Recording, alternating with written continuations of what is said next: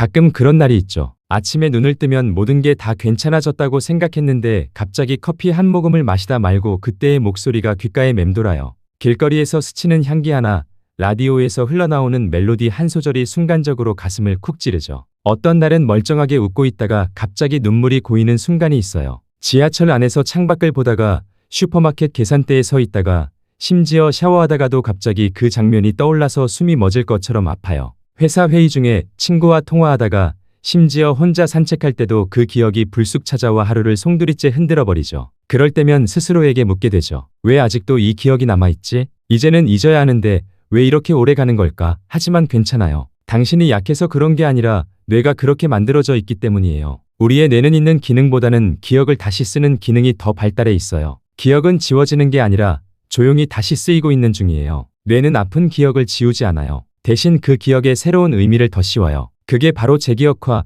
리컨솔리데이션이라는 과정이에요. 이 과정은 마치 옛날에 낡은 일기 위에 새로운 글을 더 써 내려가는 것과 같아요. 종이는 그대로지만 잉크는 겹쳐지고 내용은 남아있지만 그 기억을 바라보는 마음이 달라지죠. 예를 들어보죠. 어린 시절 친구에게 배신당했던 기억이 있어요. 그때는 세상에 믿을 사람 하나 없구나 라고 생각했죠. 하지만 시간이 지나고 다른 사람들과의 좋은 관계를 쌓아가면서 그 기억을 다시 떠올릴 때 그때 그 친구도 나름의 이유가 있었겠지. 그 덕분에 나는 진짜 소중한 사람을 구별할 줄 알게 됐어 라고 느끼게 되죠. 또 다른 예로 실연의 아픔이 있었던 사람이라면 처음엔 그 사람 없인 못 살아 라고 생각했지만 몇 년 뒤 그 기억을 떠올릴 때 그 사랑 덕분에 내가 진짜 원하는 게 뭔지 알게 됐어 라고 말할 수 있게 되죠. 심지어 직장에서의 큰 실패를 겪은 사람도 처음엔 내 인생 끝났다 라고 느꼈지만 나중에 그 실패가 나를 더 단단하게 만들었어 라고 말하게 되죠. 이게 바로 재기억화예요. 그래서 시간이 지나면 그때의 기억이 조금 덜 아프게 느껴지는 거예요. 그건 단순히 시간이 약이어서가 아니라 당신의 뇌가 회복 중이라는 신호예요. 실제로 과학자들은 기억이 떠오를 때마다 그 기억이 약간씩 변형된다는 걸 발견했어요.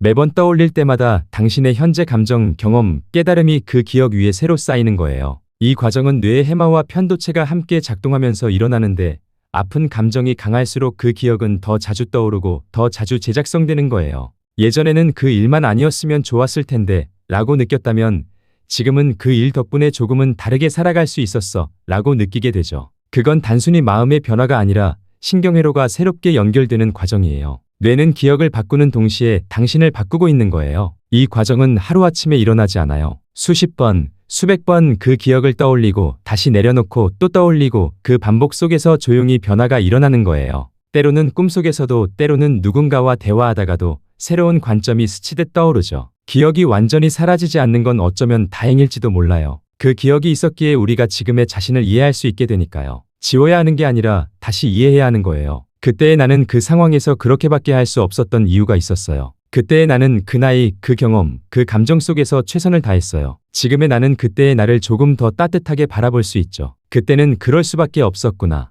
그때의 내가 아니었다면 지금의 내가 여기 있지 않았을 거야. 이런 말들이 자연스럽게 나오게 되죠. 그게 바로 성장의 증거예요. 기억은 나를 괴롭히는 것이 아니라 결국 나를 회복시키는 통로가 되거든요. 혹시 요즘 자주 떠오르는 기억이 있나요? 괜히 마음이 불편해지는 장면, 자꾸 반복되는 생각 말이에요. 그건 뇌가 그 기억을 다시 쓰고 있다는 신호예요. 이제는 다른 의미로 바꿀 준비가 되었다는 뜻이죠. 그렇다면 그 기억을 밀어내지 말고 살짝 꺼내서 이렇게 말해보세요. 이건 아직 끝나지 않은 이야기야. 그리고 천천히 그 기억 속에 나에게 편지를 써보는 건 어떨까요? 그때는 정말 힘들었지. 고마워 버텨줘서. 혹은 일기를 써보세요. 그때의 나는 이렇게 느꼈고 지금의 나는 이렇게 생각해. 이런 작은 행동들이 재기억화를 가속화해줘요. 심지어 명상이나 산책 중에 그 기억을 떠올리며 이제는 괜찮아 라고 속삭이는 것만으로도 뇌는 새로운 연결을 만들기 시작해요. 그때의 나는 그 나름대로 최선을 다했고 지금의 나는 그 이야기를 다르게 쓰고 있을 뿐이에요. 뇌는 늘 당신 편이에요. 당신이 잊지 못하는 이유는 그만큼 뇌가 당신을 지키고 있기 때문이에요. 그 아픔을 완전히 지우는 대신 그 아픔을 통해 더 강한 당신을 만들고 있는 거예요. 기억이 바뀌면 나도 바뀝니다.